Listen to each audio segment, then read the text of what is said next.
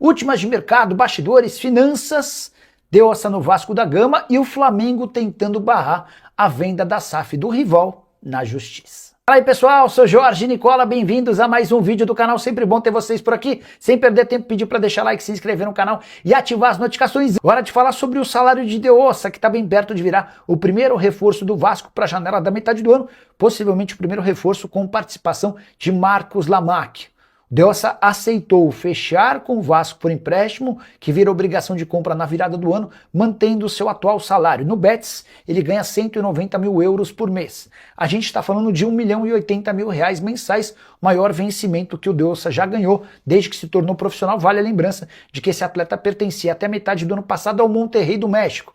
Foi nessa oportunidade, na janela de julho, que o Palmeiras tentou contratá-lo. O Deossa tinha o sonho de jogar na Europa e preferiu se mudar para o Betis ao Palmeiras. Por lá a coisa não acabou funcionando tão bem. Ele até jogou como titular, mas não deixou a melhor das impressões. Surgiu o convite / proposta do Vasco e o acordo só aguarda os últimos detalhes burocráticos. As garantias bancárias já foram apresentadas, o Betis aceitou e o jogador está bem perto de se transferir empréstimo com obrigação de compra, 10 milhões de euros que começam a ser pagos a partir de 2027. Hora de falar sobre o Flamengo, que está tentando barrar a venda do rival Vasco em relação à SAF. Nos últimos dias, o Flamengo notificou o Vasco de que havia irregularidades na transferência da venda da SAF para Marcos Lamacchia. Depois, o Flamengo acionou a agência da CBF para sugerir veto a essa transferência para o Marcos Lamacchia. Quero contar que a Agência Nacional de Regulação e Sustentabilidade do Futebol já pediu esclarecimentos ao Vasco após essa intervenção rubro-negra. O Vasco agora tem um prazo para explicar como é que está funcionando essa história. O Flamengo cita o artigo ou alguns artigos da Lei Geral do Esporte e do Fair Play financeiro da CBF para justificar que essa venda é irregular. O motivo, óbvio e básico, porque o Marcos Lamacchia, que está comprando o Vasco da Gama, é enteado de Leila Pereira, presidente do Palmeiras. A Leila é casada com José Roberto Lamacchia, Leila e Zé Roberto são donos da Crefisa, e o filho do José Roberto Lamacchia é quem está comprando o Vasco da Gama. Segundo o artigo 86 do Fair Play financeiro, esse artigo veda que qualquer pessoa, física ou jurídica, detenha direito ou detenha direta ou indiretamente controle ou influência significativa sobre mais de um clube. O que o Vasco vai alegar é que Marcos Lamacchia é um, Leila Pereira é outra. Não há uma participação direta de uma mesma pessoa à frente de dois clubes. Queria muito saber a sua opinião sobre o tema. Você acha que o Flamengo está certo em levar essa questão adiante? O Vasco corre algum risco de essa venda não avançar? Usa o espaço para comentário, estou curioso para saber o que você pensa sobre o tema, beleza? E José Roberto Lamacchia e seu filho Marcos Lamacchia vão aportar até 3 bilhões e 100 milhões de reais na SAF Cruz Maltina. 1 bilhão de reais vai ser para o pagamento de dívidas, recuperação judicial e débitos tributários. Hoje a dívida do Vasco é de 1 bilhão e 300 milhões de reais. Outro 1 bilhão e meio de reais será para cobrir déficit de caixa por 5 anos.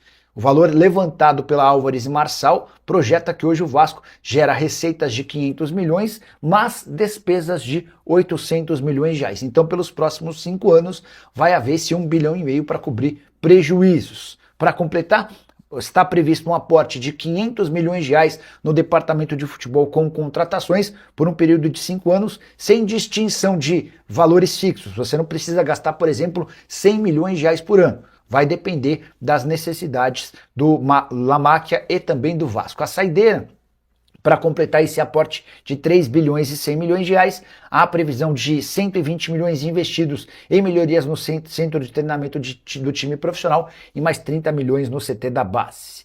Fechando o noticiário do Vasco, contar que Diego Carlos, o zagueiro que pertence ao Fenerbahçe, é o novo alvo do Vasco para a zaga. O interesse em Jair Cunha, ex-zagueiro do Santos e do Botafogo, não avançou, até porque o Nottingham Forest pede bastante dinheiro para liberá-lo. O Cairo Rodrigues Veiga no Vasco é real? Eu contei para vocês em primeira mão que eu conversei com o André Cury, o representante do Veiga. E o André Cury me assegurou que não existem tratativas com o Vasco. Que o técnico do América do México pediu a permanência do Veiga e é isso que deve acontecer, tá bom? O Fred Zaha, o Corinthians avançou nele, apura pra gente, tamo junto. Santos Santa Cruz, vamos lá. O Zaha é um jogador da Costa do Marfim que fez durante bastante tempo sucesso com a camisa do Crystal Palace. Já passou pelo Lyon, já passou por outros clubes. Ele pertence a um time turco e está emprestado há uma temporada e meia ao Charlotte FC. A tendência é que ele não fique lá nos Estados Unidos e não volte para a Turquia. Até por isso ele tem sido oferecido para clubes brasileiros. Corinthians, Internacional e Vasco receberam a sugestão dele. O Corinthians hoje não trabalha com a contratação do Zaha, tá? O Corinthians tem o Wesley como um reforço fechado.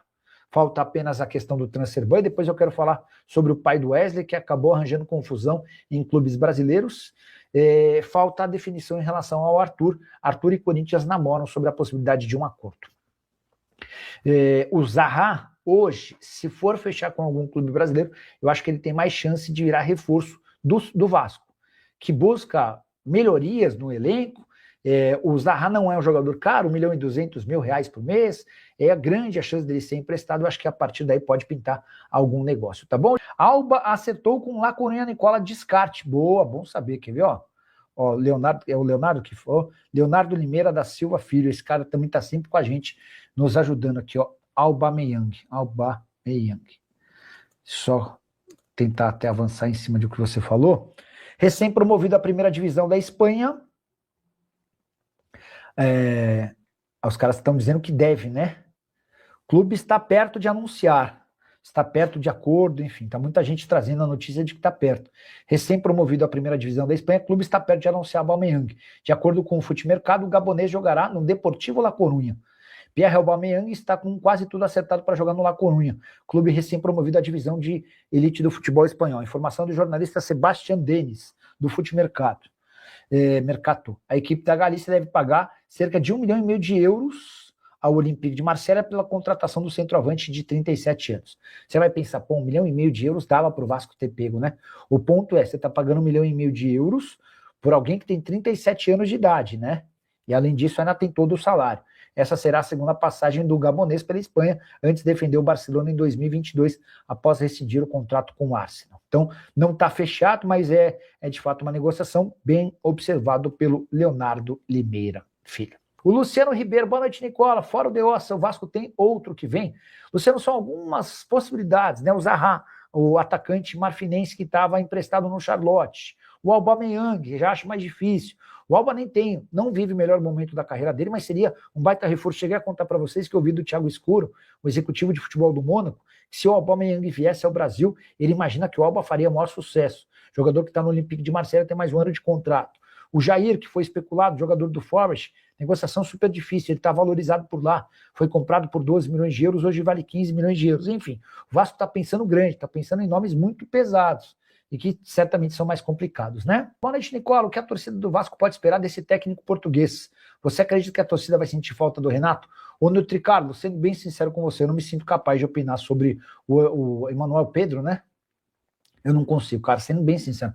Eu não lembro de ter... É óbvio que eu já devo ter assistido algum jogo dele em algum momento, mas eu não lembro, não tenho capacidade nenhuma de opinar. Cheguei a ler sobre os últimos trabalhos, que foram todos os trabalhos de times brigando contra o rebaixamento, mas eu acho injusto eu sair cagando o Egger aqui, dizendo um monte de coisa sem ter conhecimento. Então eu vou preferir esperar para responder, tá? Não acho justo que eu saia falando um monte de coisa aqui só para ludibriar a galera, não, tá bom? Tentando ler aqui mensagens que não são repetidas.